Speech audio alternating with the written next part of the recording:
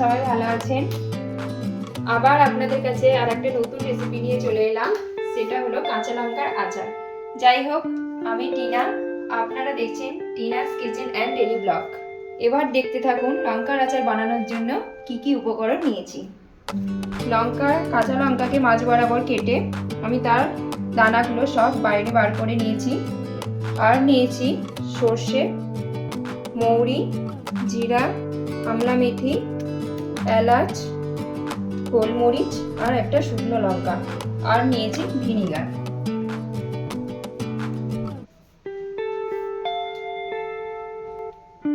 এবার আমি রেসিপিটা শুরু করলাম। একটা কড়াই নিলাম।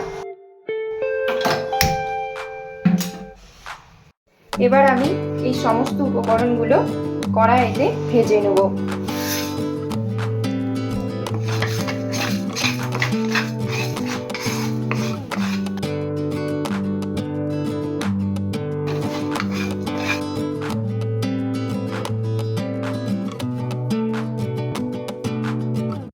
দেখুন, ভাজা হয়ে গেলে একটা হালকা গন্ধ বেরোবে, তখন আমি এটাকে নামিয়ে নেব।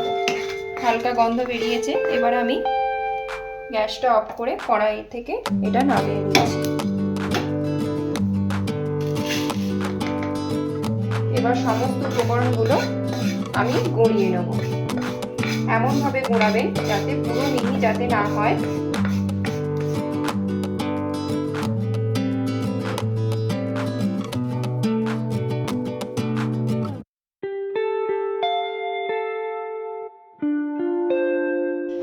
দেখুন, ঠিক এইভাবে আপনারা গুঁড়িয়ে নেবেন, পুরো কিন্তু মিহি হয় না। এবার কড়াইতে আমি সর্ষের তেল দিয়ে গরম করলাম। কথা বলে রাখি, আপনারা যতটা পরিমাণ লঙ্কা নেবেন ঠিক সেই অনুযায়ী আপনারা তেল নেবেন, কিন্তু সর্ষের তেল ব্যবহার করতে হবে, অন্য কোনো তেল না। এই তেলটা গরম করে একটা পাত্রের মধ্যে ঢেলে ঠান্ডা করে নিতে হবে। তেলটা হতে হতে আমি এইদিকে লঙ্কাটা রেডি করে নেব।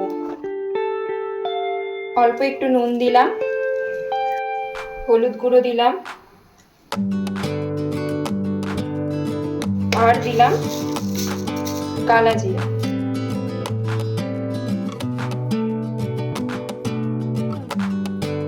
এবার সমস্ত উপকরণগুলো আমি ভালোভাবে মাখিয়ে নিচ্ছি।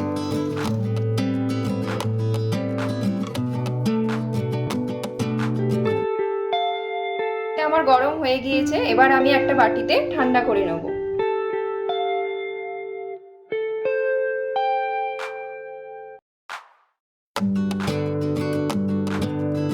এবার লঙ্কার উপর আমি 2 চামচ ভিনিগার দিয়ে দিলাম।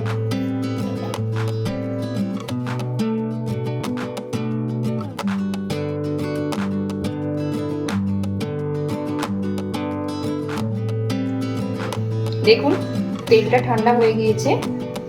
এবার আমি এই সমস্ত মশলাটা যেটা গুঁড়ো করে রেখেছিলাম এই লঙ্কার উপরে মাখিয়ে নেব।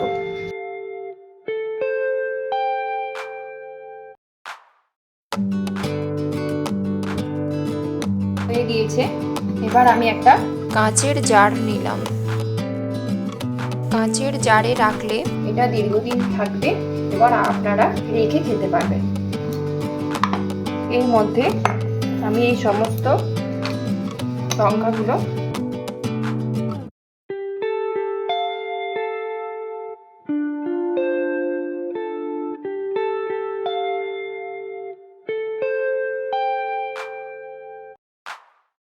ঠান্ডা করা তেলটা ঢেলে দিচ্ছি।